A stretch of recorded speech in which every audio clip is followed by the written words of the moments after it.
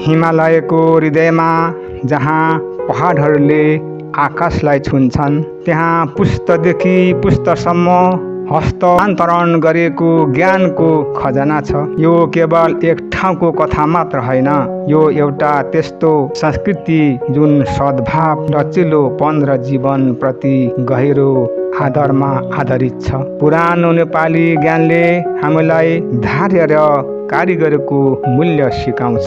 ढाका सलको जटिल नमुनाहरू जस्तै जीवन सावधानीपूर्वक बुनेको हुन्छ अनि प्रत्येक धागाले एउटा क्षण, एउटा निर्णय र एउटा सिकाइको प्रतिनिधित्व गर्दछ।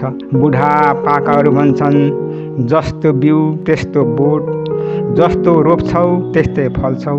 जीवन बुनाइ जस्तै समर्पण र स्थिर हातको माग गर्दछ। नेपाली संस्कृतिमा ज्ञान किताबहरू मार्फत होइन, कथाहरू मार्फत साझा हुन्थ्यो। बुजुर्गहरू जहाँ आगोको चारैतिर बसेर कथाहरू सुनाउँथ्यो, ज्ञानले पुस्तादेखि पुस्तासम्म सार्दै भविष्यको लागि बाटो प्रकाशित गर्नुहुन्थ्यो। प्रकृतिप्रति सम्मान नेपाली ज्ञानमा गहिरो रूपमा जडिएको छ।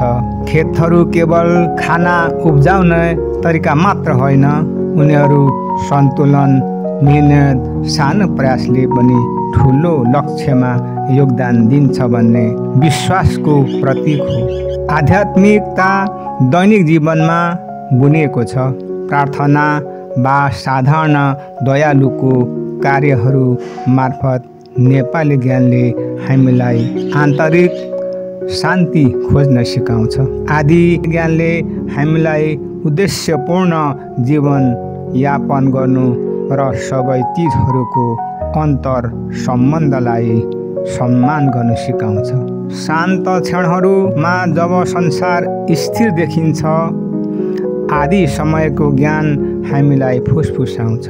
यसले हामीलाई ध्यानले सुन्न र सरल कालातीत सत्यहरूलाई सोझाउँदै मार्गदर्शन गर्दछन्।